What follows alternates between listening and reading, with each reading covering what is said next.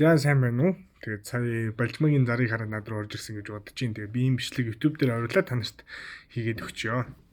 За ерөнхийдөө ийм байдгийн. Ер нь хятад буюу ирээнд ерөнхийдөө айтайхан карго болох хэцүү. Ер нь бол 3-4 карго л айтайхан.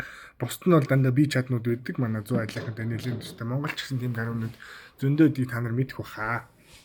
За тэгэхээр хэдэн нууц тайлбарлаж өгье. Жишээ нь бүүндүү карго яадаг вэ гэхээр одоо та болон өөр хүмүүсийн одоо өдөртөө нэг бараа эсвэл сардаа нэг бараа авч байгаа хүмүүсийн энэ олон бараануудыг нийлүүлээд шуудалуулад багцлангуудаа урталт мэдээж манай ачааг зөөж байгаа, тээвэрлж байгаа хүн байгаа. Тэндээ аль биесийн мөнгөний нөгөө танастай адилхан мөнгө өгдөг гэсэн үг. Нэг шуудаа бараа 110 вон. Тэгээд метр кубанд 500 вон байхаа тэг санаж байна. За тэнгүүдээ яаж юм гэхэлээ тэр шуудаан дотор байгаа олон бараанууд чинь Монгол тэнгүүдээ задлаад хин хиний харны килограмм жингийн бүгдийг яаж байгаа нөгөө хүмүүсээс мөнгө авдаг гэсэн үг. За хоёрдугаарт нь мэдээж том бараа нэг метр кубанд 500 янаар авч байгаа. Тэрийг авчиж танартай 750 янаа болгож байгаа гэсэн. Тим маягаар явдаг. Тэгэхээр та одоо олон бараатай бол яг манайхтай адилхан л үнээр авна гэсэн үг. Нэг шуудаа бараа 110 янаа тэгээд 500 янаа том бараа. Тэгээ бүр хөнгөн жижиг байх юм бол нэмэгдээд их байх юм бол илүү бага болоо явдаг байхгүй юу. Тэгээ нэг тонн бараа 1200 янаа ч илүү тиймэрхүү үедээ. За та надад нэг тонн мөн ярихдаггүй байх гэж бодож байна.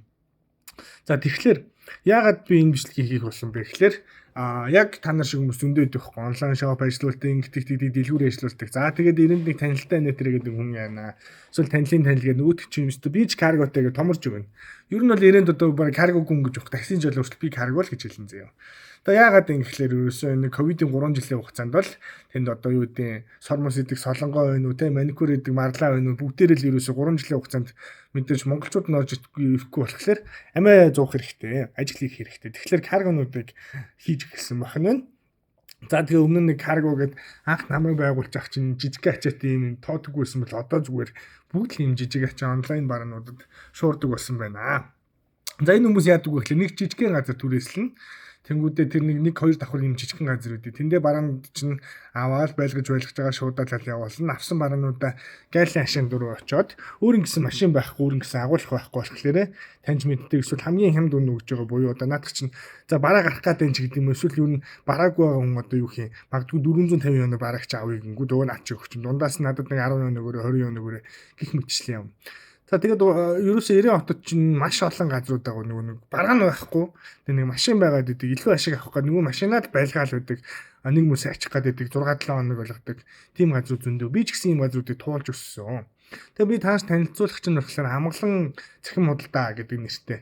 Тэгээд Балжмагч өмнө нэг рекламыг хийжсэн. Тэгээд тэрэн дээр юу болсон бэ гэхээр Балжмагч рекламаа жоохон буруу хийнгүүтэй. Нэг жижигхэн ганц 2 ачаатай баахан 2000 хүн аваад ирсэн. Тэмүүтээр хэдий том 1000 гаруй метр квадрат агуулах байлаа гэсэн. Таны 1-2 бараанууд ингээд тавилаа. За энд нэг 2 бараа тавилаа. Таны энд доржогийн 2 бараа тавилаа. За энэ одоо Батангийн бараа гэж ингэж явсаар хагаад нөгөө газар чи өрөхгүй дээрээс нь амар асуудалтай болчдөг байхгүй юу. Тэгээ хэлсэн юмгүй ийм жижиг хүмүүс хэрэггүй. Ийм жижиг хүмүүс чи яад юм гэхээр угаасаа бүүндөө харгаар явцсан дээр. Тэр нь одоо та нарын асуудлыг чинь бүгдийн зэгцлээд амар байдаг байхгүй юу. Том бараатай хүн байвал болноо. Манайх ч одоо юу хий нэг удлаа хэд нэг 4-5 хоног дотор бараа ирчдэг болохоор ер нь ачаа их л байх юм бол ингээл илүү их ачаал ингээл хурдан явна гэсэн. Тийм байдлаар нэгдүгээр тэр надад хэрэгтэй нь хоёрдугаар та нарт бол найдвартай, буух хаягтай, буцах юутэй ч үлээ те. Тийм хүн танд бас хэрэгтэй байгаа гэсэн. Тэгэхээр та миний WeChat-ыг нээгээд нэмж авна. Тэнгүүдээ нэмж авсныхаа дараа юу яах вэ гэхээр би таныг 90 хотын нэг амгалан карготой холбоодог чинь. Тэгээ та хоёр ийм бараа ингэж авнаа гингүүд танд одоо юу гэх юм. За бараагаа авахдаа ийм нэрийг ингэж хийгээрэй. Тэгэх юм бол таны барааг ирэх чинь ингээд бид нар аваад цаашаа явуулчихнаа. Таны барааг чинь дотоодын тээврийн нэтэрэ байх юм бол мөнгөний төлөөд капитан зэт цуг явуулчин. Тэгээд хамгийн сүүлд нь Улаанбаатарт Улаастай хавцаа бараа нь буу задардаг. Тэнгүүд бараа ирэхдээ таны дугаар үзэл сайн байна уу? Тэдэн бараа ирсэн байна.